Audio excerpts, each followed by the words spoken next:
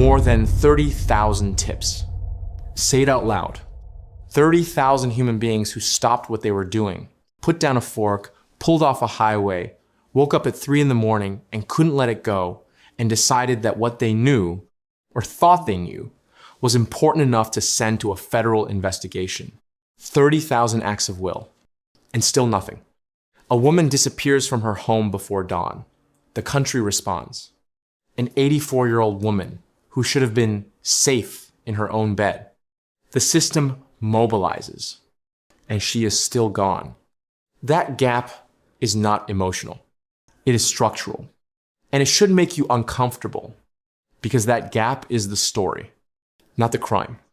The gap, hold that. This is not a failure of effort.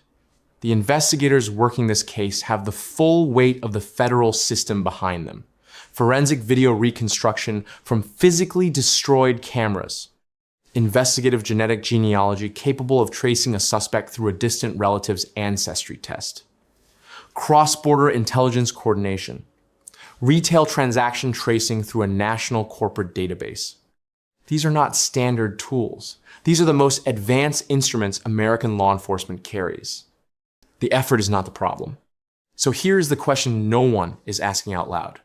What happens to a criminal investigation when it becomes the most watched story in the country? When the live streamers are on the street before the command center has its structure? When 30,000 people decide, simultaneously, that their attention is a form of help, and the people whose actual job is to find a missing woman have to manage all of them, on top of everything else.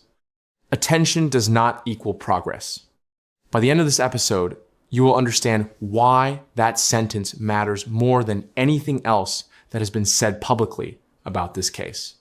You will understand why volume of tips, of coverage, of public engagement can, under specific conditions, slow an investigation rather than drive it forward. You will understand how the spectacle surrounding a real crime can change the evidence that survives it. And here's the part that may make you want to click away. If you are watching this, you are not the problem. You are doing what decent people do when someone disappears. You pay attention. But attention, by itself, does not move evidence. It creates noise around it. And when a case becomes the most watched story in the country, noise can start to shape what survives. That is where this begins. Before we go further, I need to clarify something. This episode is not about taking hope away from anyone. It is about protecting the integrity of what actually brings people home. There is a difference between noise and progress. And if we are going to talk about this case seriously, we have to be willing to examine that difference. Nancy Guthrie disappeared from her home in the Catalina foothills area, northeast of Tucson, Arizona, in the early hours of February 1st, 2026. 84 years old, a woman who attended family game nights, joined virtual church services, and was described by everyone who knew her as the gravitational center of her family. She was not a public figure. She was someone's mother, someone's grandmother, a private person in a quiet residential neighborhood in the American Southwest. Within hours of the first news report, that privacy was gone. Not taken by the crime alone, taken by what the crime became. The combination of factors that define this case produced something the news cycle almost never generates. Weeks of nonstop national attention on a single missing person.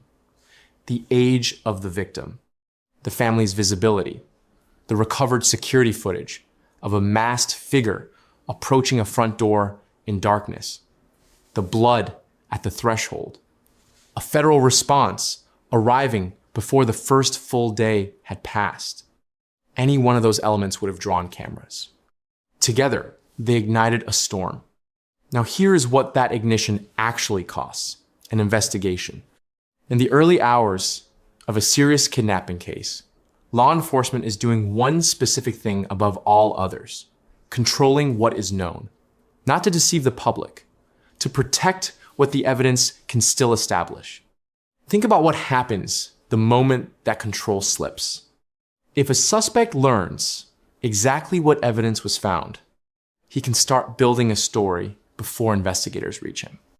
If a witness hears what police are looking for, memory can begin shifting toward that information instead of toward what was actually seen. And if a perpetrator watches a press conference, he learns in real time where search teams are concentrating and where they are not. Information control is not bureaucratic caution. It is an active investigative weapon.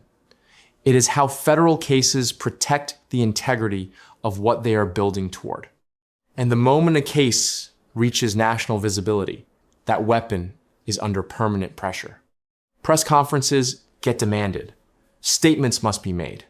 The silence between those statements becomes its own story, and that story gets written rapidly by sources with far less accountability than the investigators choosing every word carefully. The Guthrie investigation was running at the federal level from its second day. The level of resources sent into this case was not ordinary. This was not routine. This was a full federal response. That decision was made within hours of the first report. And at the same time that federal response was building, the story was already everywhere. Social media, cable news, true crime forums, live streaming accounts that had never once mentioned Tucson before February 1st. Two systems activated simultaneously. One trying to find a missing woman by controlling what it reveals, one trying to maximize attention by broadcasting everything in real time. They are not compatible systems. That incompatibility is the engine of what this episode examines. This matters later. Tip lines work, not as a gesture toward public participation, as a functional tool. In resolved cases, cases where someone was ultimately identified and charged civilian-submitted information, has been traced back as a turning point. A neighbor who noticed a vehicle that didn't belong, a coworker who remembered a comment that landed differently in hindsight, a stranger who passed something at the wrong hour and filed it away without knowing why until the case appeared on the news. That system is real. It has worked. It is worth protecting. But here is what it requires in order to function. It requires the people receiving those submissions to be able to process them, every single one, by hand, with trained human judgment about what the submission contains, what it connects to in the known facts of the case, and what it requires next. A computer can flag keywords. It cannot assess whether the tone of a submission reflects genuine proximity to information or someone assembling a theory from late-night speculation and old episodes of a true crime podcast. That distinction requires a person every time. At a few hundred submissions, that is manageable. Demanding, but manageable.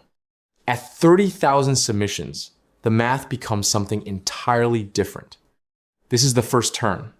It does not announce itself. It arrives quietly, in the accumulation. Now picture the inbox. It does not slow down. It does not pause. It does not sort itself. Real witnesses, guesswork, grief, speculation, all arriving in the same stream. And someone has to read every word. Every hour of triage on a false lead is an hour not on a live thread. Here is what makes this harder to sit with. The useful tips and the useless ones arrive in the same inbox. There's no flag, no label. A neighbor who watched an unfamiliar vehicle idle down the street on the night of January 31st looks exactly like a submission from someone who has never been within 500 miles of Tucson and decided their ex-partner's behavior last weekend was suspicious enough to report. Both read identically on arrival. Both require a human being to evaluate.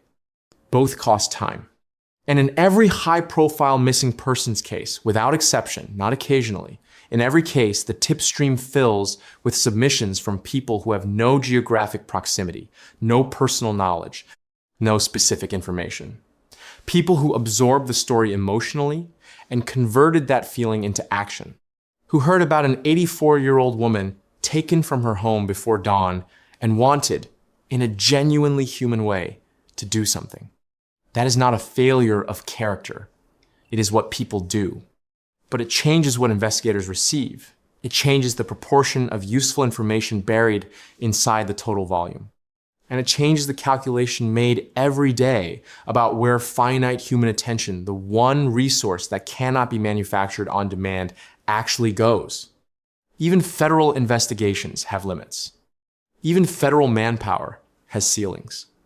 You cannot multiply trained judgment overnight. Those structures have ceilings.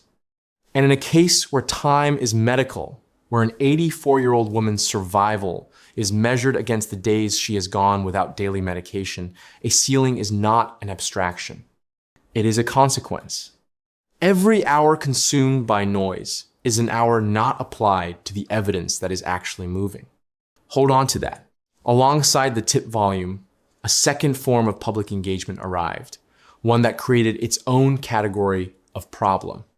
Volunteers began organizing searches of the terrain surrounding Tucson. The Catalina foothills are not a park. The area northeast of the city runs into the base of the Santa Catalina Mountains Desert with real elevation, dense scrub cover, washes that can flash flood without warning, and heat that has killed people who underestimated it. It is beautiful, and it is unforgiving, and it does not tolerate the unprepared. Volunteers arrived anyway, in real numbers. The reason needs no explanation. When an elderly woman is violently taken from her home, the people nearby and the people watching from hundreds of miles away want to convert their urgency into something physical. Searching is physical. It puts your body in the direction of the problem. In documented cases, that instinct has changed outcomes.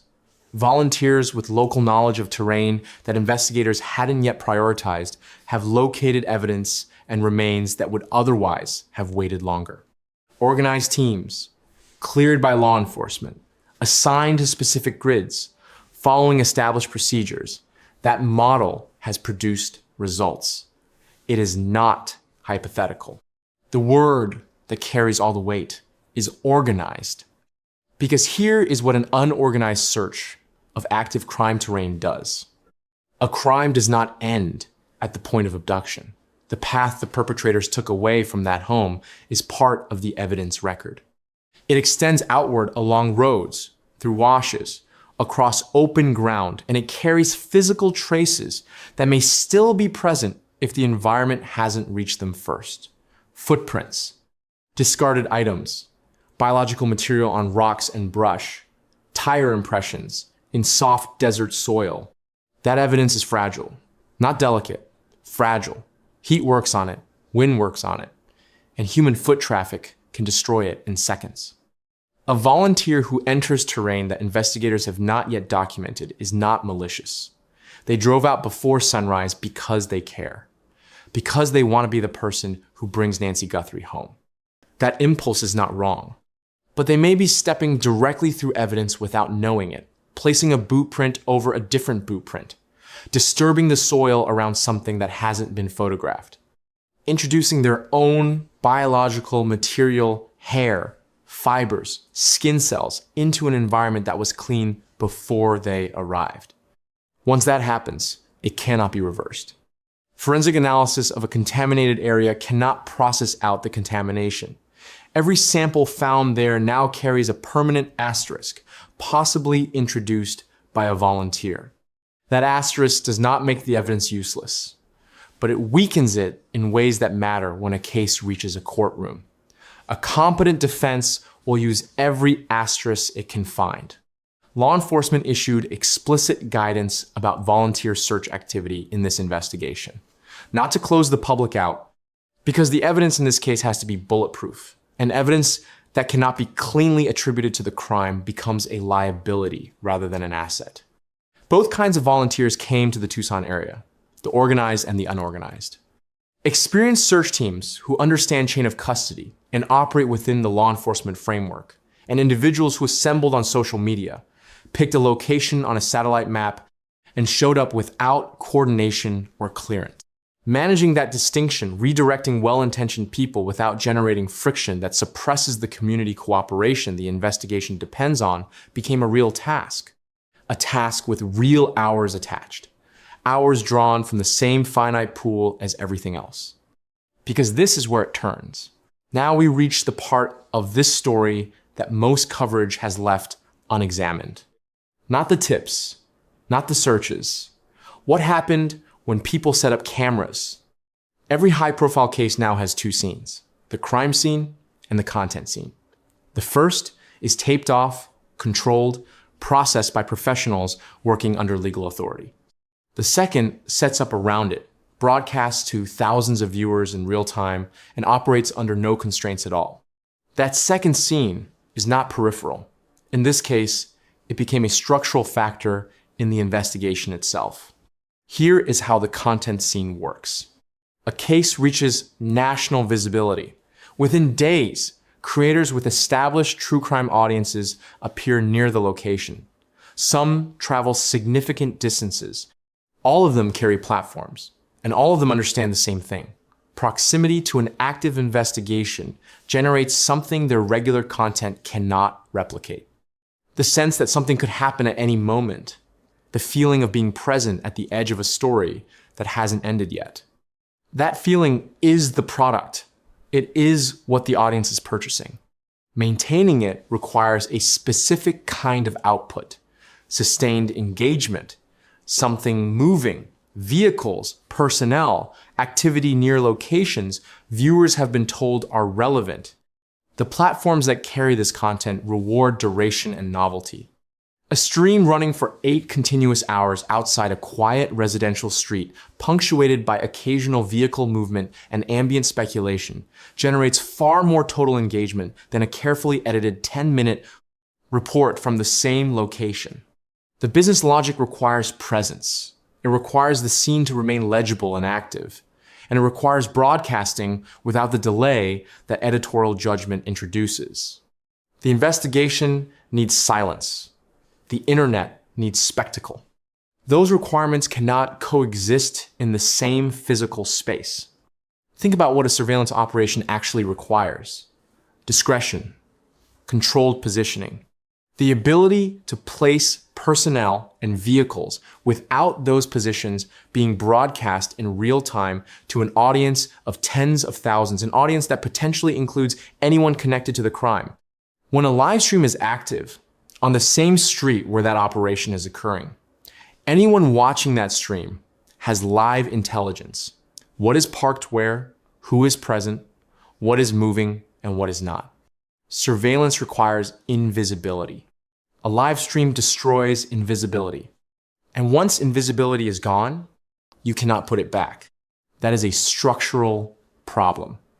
Not a personal accusation, a structural collision between two incompatible systems occupying the same geography. But that is only the first consequence. The second one is harder to see because it is defined by absence. The neighbors, the people who live on those streets, people who observe something unusual in the days before, February 1st, or on the night itself, or in the aftermath, people who have exactly the kind of specific first-hand information that tip lines exist to receive. In a normal case, those people call, privately, anonymously if they choose. Their account enters the investigative record without their name being publicly attached, unless they consent.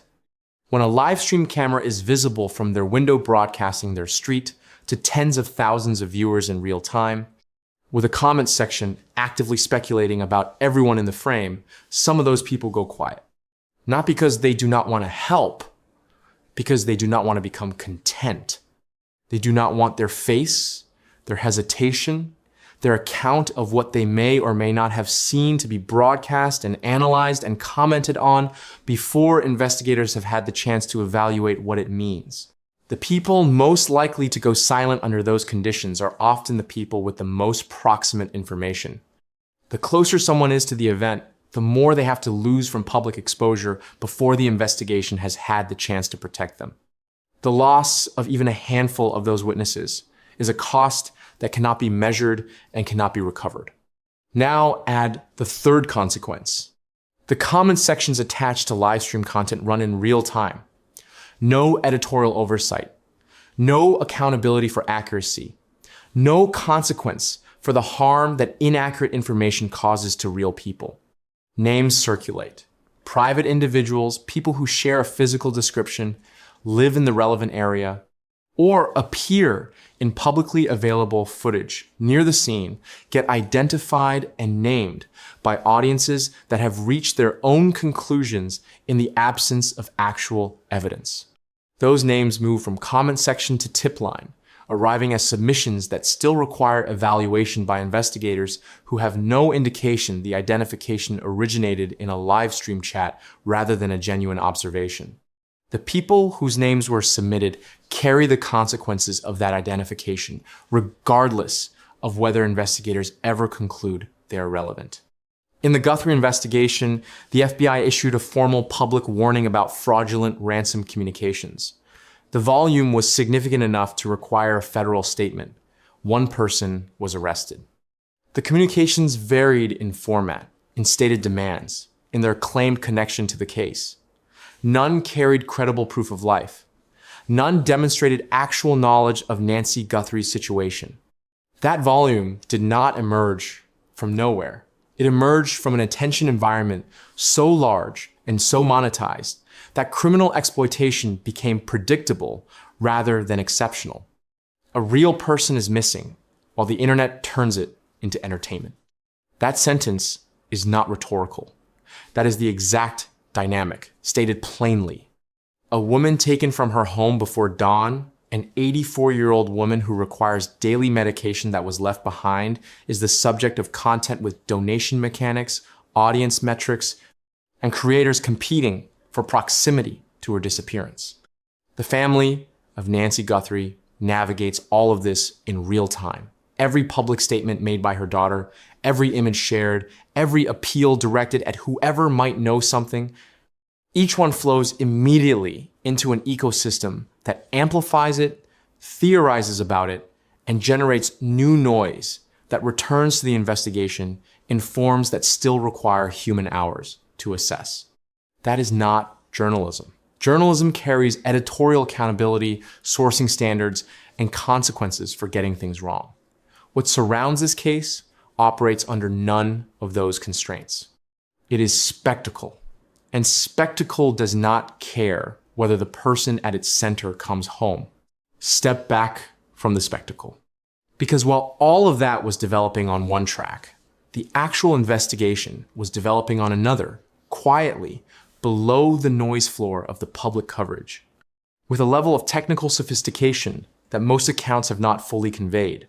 5 independent evidence streams, running not in sequence but simultaneously, each generating its own outputs, each requiring its own expertise, each producing findings that then have to be compared against the other 4 to locate the point where separate threads reach the same person. That convergence point is where this case resolves. The first stream is biological. DNA material was recovered from inside the home. The specific form of that evidence has not been publicly disclosed deliberately. What form it takes is the kind of detail only the person who left it would know. Investigators preserve that as a filter, a way to separate genuine knowledge from the claims of people who have assembled their account from public information. That material was run through the National Criminal Database. No match. The person whose biological evidence was found inside that home had not previously been convicted of a qualifying criminal offense in this country. That is not a dead end. It is a fork. The investigation moved to investigative genetic genealogy. This is the method that broke open the University of Idaho student murder case after conventional approaches had exhausted themselves.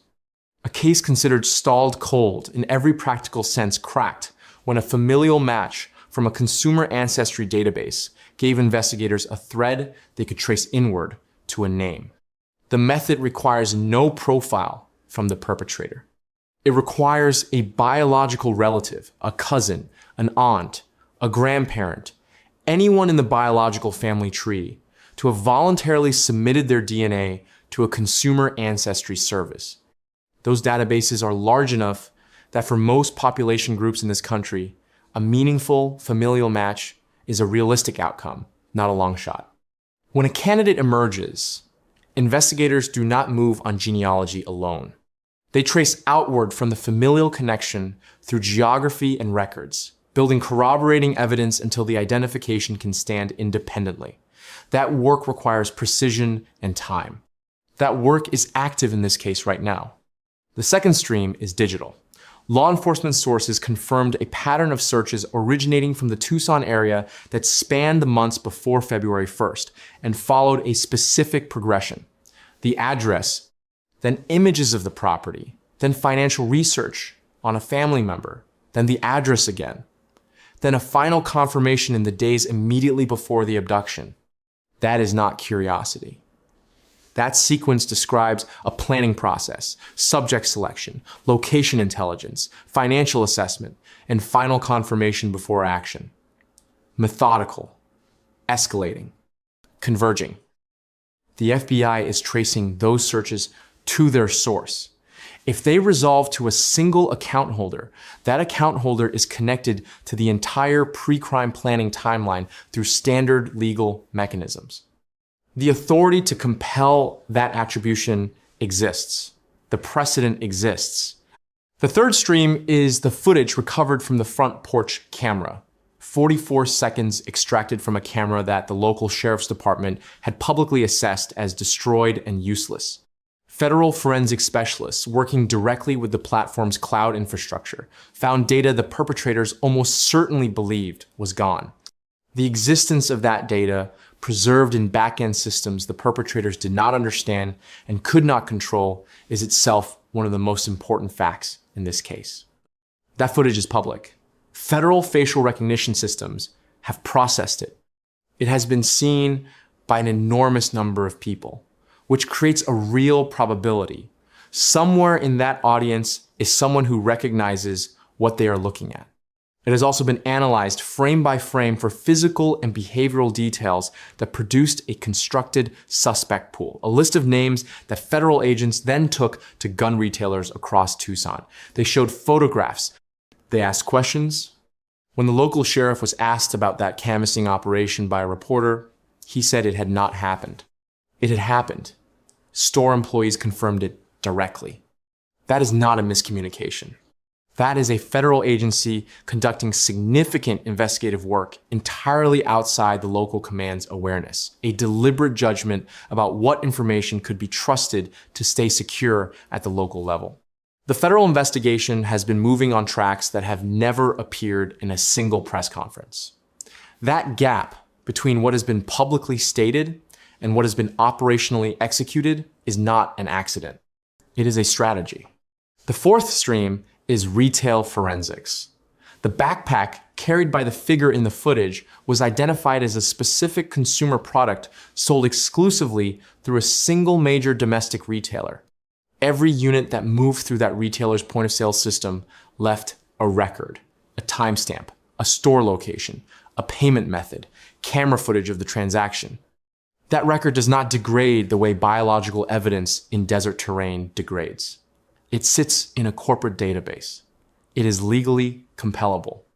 And it narrows the universe of possible purchasers through the intersection of geography, timing, and transaction history. Not theory, not behavioral inference, but binary fact.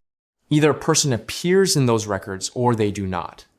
Evidence that eliminates rather than expands. The fifth stream is the bilateral channel with Mexican law enforcement. 75 miles from Nancy Guthrie's home to the border, one interstate, an hour by car. A crossing that, moving south, carries significantly less scrutiny than the inbound direction. If the perpetrators drove south, they were across before a missing persons report was filed. Multiple independent national news organizations confirmed FBI engagement with Mexican law enforcement through separate federal sources. The local sheriff publicly denied it. The federal agency's actions confirmed by multiple credible reporters said otherwise. The FBI does not leave a geographic possibility uncovered when the geography makes the route viable. Now here is what the spectacle drowns out. In an investigation this complex, the raw volume of information is not what determines resolution. The limiting factor is processing the human capacity to extract what is meaningful, to compare the outputs of 5 independent streams, and to identify where they converge on the same person. That capacity is finite. It does not grow because the case is famous. It does not expand because 30,000 people submitted tips. It is staffed by trained human beings working within the limits of what human beings can sustain. When the spectacle injects noise into that system, fabricated submissions, misidentifications, hoaxes, volunteer coordination overhead, witness suppression near active locations, it does not add proportionally to the whole. It adds disproportionately to the burden. Because genuine witnesses with real information tend to submit once, clearly, with enough detail to evaluate. The noise arrives repeatedly, in volume, with low useful content per submission. Every hour consumed by noise is an hour not applied to the 5 streams that are actually moving. That is not abstract. That is the cost. Return to the question. When does public attention help a missing persons investigation? And when does it become the thing investigators have to work around? Here is the honest answer. Both. Attention helped when people with specific first-hand knowledge used the system the way it was built to be used. A concrete observation, a direct connection, a detail that only someone who was actually there could have provided. Those contributions entered the investigative record as real, actionable leads. Some of those leads are active right now. Attention helped when the front porch footage was released publicly. 44 seconds seen by an enormous number of people. The probability that somewhere in that audience is a person who recognizes something, the figure, the equipment, the way he moves, is not small. That is exactly why investigators released it. Attention helped when it kept the institutional pressure high enough to sustain federal resource allocation. Political visibility does not accelerate forensic science, but it keeps this case at the front of the resource line, rather than quietly receding as the next case competes for the same finite pool of trained personnel. That is the credit column. On the other side, uncoordinated volunteers entered terrain that investigators had not cleared terrain that may have carried physical traces of the departure route, now altered in ways that cannot be undone. 30,000 submissions arrived in a stream that required human triage, regardless of content, consuming hours that could not simultaneously be applied to the live forensic threads. Online communities named innocent people, subjected them to harassment, and generated tip submissions based on proximity and resemblance, and nothing more submissions that still required investigative time to assess. Fraudulent ransom communications multiplied to a volume that required a formal federal response and produced at least one criminal arrest. And a family navigating the disappearance of their mother did so inside a public event they did not choose and cannot exit.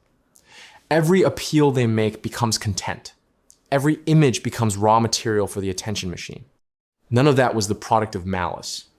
That is what makes it the hardest part of this episode to sit with. The tipster who misidentified someone believed they were helping. The volunteer who walked into unclear terrain believed they were helping. The person who shared a theory in a comment section believed they were helping. The creator streaming from the street believed, in some version of their reasoning, that they were contributing something. The feeling of helping and the act of helping are not the same thing. That line is what this episode was built to draw. This channel is not standing outside that dynamic looking in. Every episode we produce about this case participates in the same attention economy we are examining. We have thought hard about that. The answer we have reached is not that coverage is wrong. It is that the nature of the coverage is what determines whether it contributes or interferes. Analysis that builds understanding of how investigations actually work is different from content that positions proximity to a crime as entertainment. Different in purpose, different in consequence. But you are still watching, which means you are still deciding what to do with your attention. Here's what responsible engagement looks like. If you have specific, first-hand information, something you personally observed, something you personally know, something that connects directly to this case, the FBI tip line and the Pima County Sheriff's tip line are the only correct places for that information. Not comment sections, not live stream chats, not forums where theory becomes consensus through repetition. The official channels exist for exactly this. Use them. If you do not have specific first-hand information, then the most useful thing you can do is something that feels counterintuitive in the attention economy. Let the investigation work. The DNA pathway is active. The digital trail is being traced to its source. The retail forensics are in progress.